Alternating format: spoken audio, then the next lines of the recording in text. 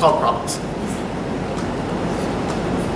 I dated this girl once who spoke mostly in cryptic metaphor, and so when she broke up with me, she did it by telling me, the biggest cause of disconnect between us is that you think that this is a romantic comedy, but I know that it is an apocalyptic death march, and so while you're over there discussing the trials and tribulations of life, love, and learning with your comic relief best friend, I'm over here dodging motherfucking fireballs and waiting for the world to end.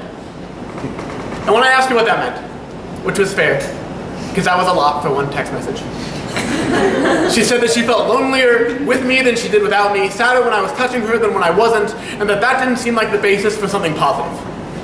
And looking around, I start to see that maybe that's universal.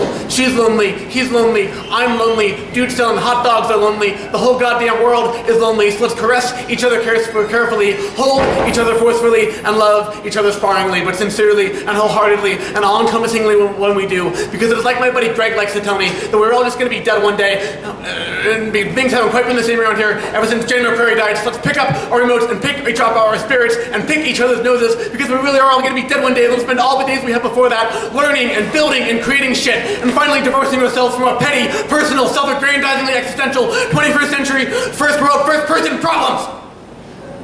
Yeah! So many problems.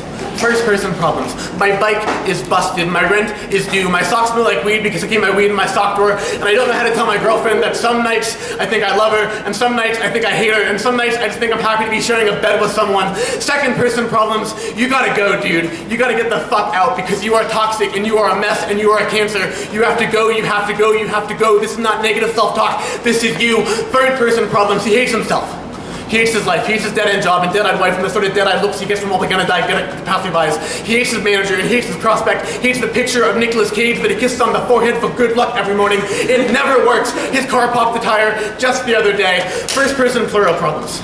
We smell like shit, and we look like rats, and the back of our hair stands up, not just because we haven't showered in days, but also because we stick our heads out of windows like dogs on long car rides. We're the 99% that are tired of being fucked metaphorically and spiritually by the 1%, but also we're the 99% who love to party. So let's occupy Party City and rip open 12-piece packages of party favorite kazoos and all hum together some kind of punk rock symphony about creating and cultivating a 7-day-a-week, 52-week-a-year, cleverly labeled and properly followed party schedule of thirsty Thursdays, fucked up Fridays, schmammered Saturdays, Sabbath Sundays, messed up Mondays, tipsy Tuesdays, and wasted Wednesdays. But for the love of God, don't forget to take off Thanksgiving and Mother's Day, because some things are more important than getting schmammered. Because baby, I know that I am never gonna get out of this town, but some nights I just want to get out of my head and into somebody else's heart, to crawl around a little bit like a crab in a sandcastle, or like a subject in some kind of misbegotten metaphor for how alone we all feel in a great big lonely world that wants nothing more than to turn us out with the speed and mechanical industrial age efficiency of the Die Hard sequels. We are going to be dead one day, all suited up 6 feet under, and I am heartbroken that I cannot freeze myself in the bittersweet chill of the Colorado cold and let the world pass me by frozen for a while. But I can't. And we're not going to have time to go everywhere or do everything or be the kind of people that have checked everything off of our bucket list, but maybe we can find time to be good to one another, because every morning we wake up from a night previous when we have died, and we wake up and we get on the bus or we walk or we drive to work and we do what we do, and sometimes work sucks and our boss sucks and sometimes we suck, but we got to be there so that we can look that other person in the eye and say, hello, I see you, I am so glad you're here.